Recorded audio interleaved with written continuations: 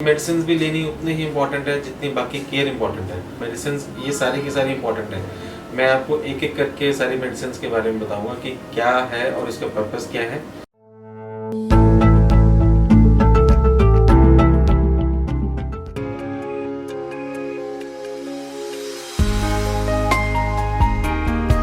Hello friends, myself doctor Rahul Goyal. I am plastic cosmetic and hair transplant surgeon.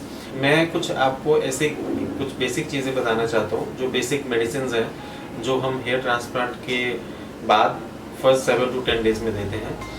और ये medicine भी लेनी उतनी ही इम्पोर्टेंट है जितनी बाकी केयर इम्पोर्टेंट है।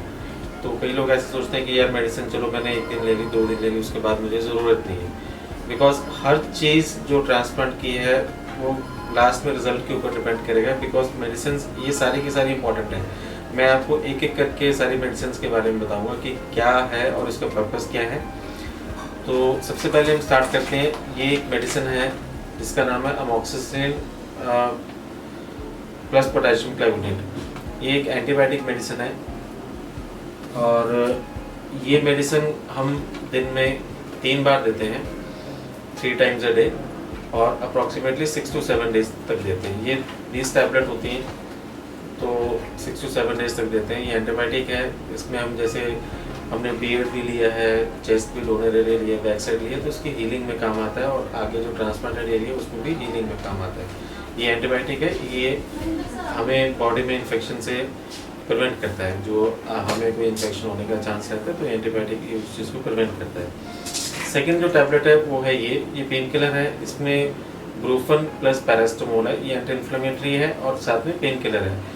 जो हम कोई भी प्रोसीजर करते हैं, चाहे वो ट्रांसप्लांट है, चाहे वो कोई और फेस की सर्जरी, उसमें थोड़ी बहुत इन्फ्लेमेशन आती ही है। तो उसको कम करने के लिए और पेन को कम करने के लिए हम टैबलेट देते हैं। ये दिन में 2 बार टैबलेट देते हैं। इसको हम 3 बार भी ले सकते हैं अगर किसी को पेन ज़्यादा है, राइट। तो वो तो पेन की परसेप्शन हर क्लाइंट की डिफरेंट होती है, बट नॉर्मली 2 बार से पेन और जो इन्फ्लेमेशन है वो कम हो जाती है। थर्ड जो मेडिसिन है वो है ट्रिप्सिन काइमोट्रिप्सिन। ये जो टैबलेट है ये स्वेलिंग के लिए होती है और ये भी हम सेम डे से स्टार्ट करते हैं और ये अप्रॉक्सीमेटली 7 डेज तक होती है और ये दिन में 3 बार लेनी होती है। ये इम्पॉर्टेंट है क्योंकि जो इन्फ्लेमेशन होती है सर्जरी के बाद, प्रोसीजर के बाद, ये उसको कम करती है, इन्फ्लेमेशन को, स्वेलिंग को कम करती है। तो ये इंपॉर्टेंट मेडिसिन है, ये आपने मिस नहीं करनी है।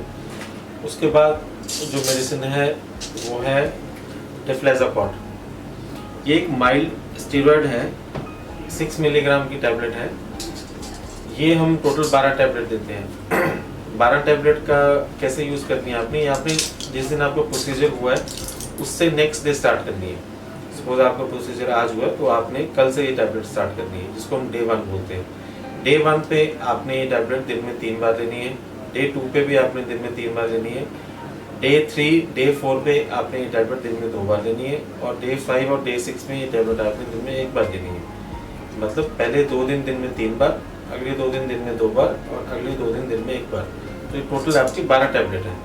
इसका पर्पज़ ये है कि जो स्वेलिंग होती है हेयर ट्रांसप्लांट के बाद, बहुत कॉमन है, आइज़ के अराउंड स्वेलिंग है या और है, तो ये स्वेलिंग को बहुत ज़्यादा रिड्यूस कर देगा। अगर स्वेलिंग आपकी आएगी भी तो आपको बहुत कम स्वेलिंग आएगी, राइट। तो ये बहुत इंपॉर्टेंट टैबलेट है, ये आपने लेनी है।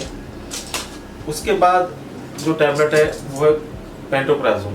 ये एंटासिड टैबलेट है। हमने एंटीबायोटिक ली है, हमने पेन किलर लिया है, तो हमें गैस बनती है, एसिडिटी की प्रॉब्लम होती है, तो ये उसको रोकने के लिए ये सुबह खाली पेट लेनी होती है, दिन में 1 बार। एक ये टैबलेट है सेट्रेजिन करके।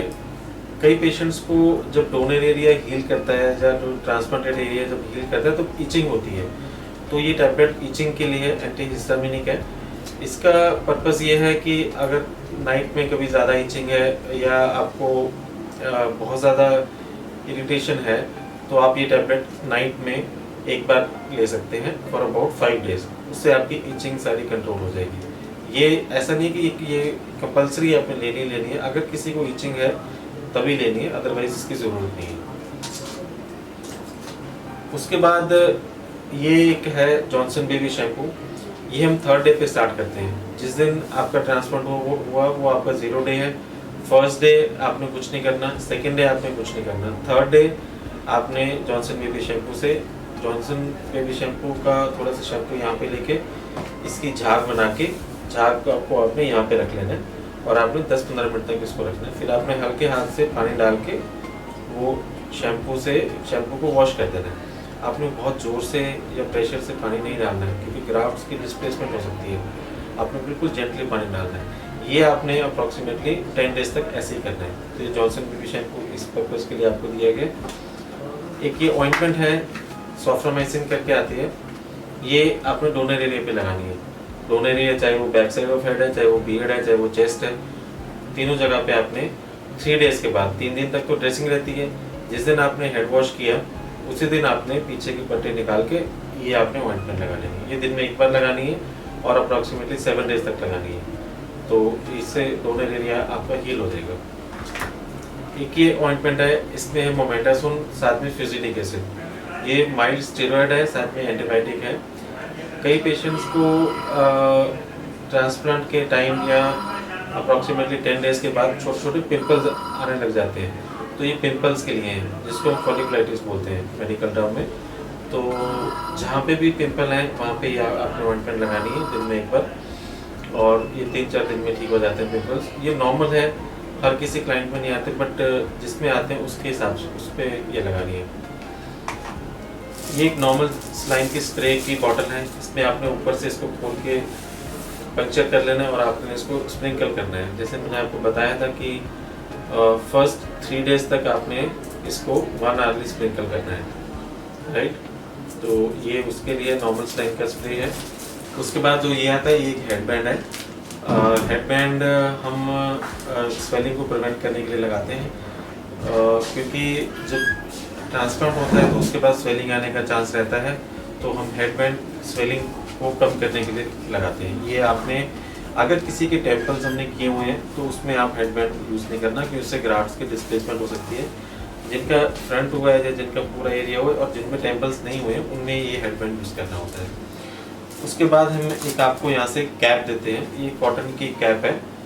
ये आप आराम से ऊपर से डाल सकते हैं, ऐसे करके आपने कैप डाल ली ताकि ये जस्ट एक कवर रहेगा, ये ग्राफ्ट्स को टच नहीं करेगा। पीछे आप इसको टाई कर सकते हैं, जस्ट एक कवरेज है। आपने डस्ट में जाना है या आपने सनलाइट में जाना है तो आप कैप लगा के जा सकते हैं, राइट। ये सारी चीज़ें हैं जो आपने मेडिसिन हैं जो आपने ट्रांसप्लांट के बाद लेनी है। इसमें से कोई भी मेडिसिन आपने मिस नहीं करनी है।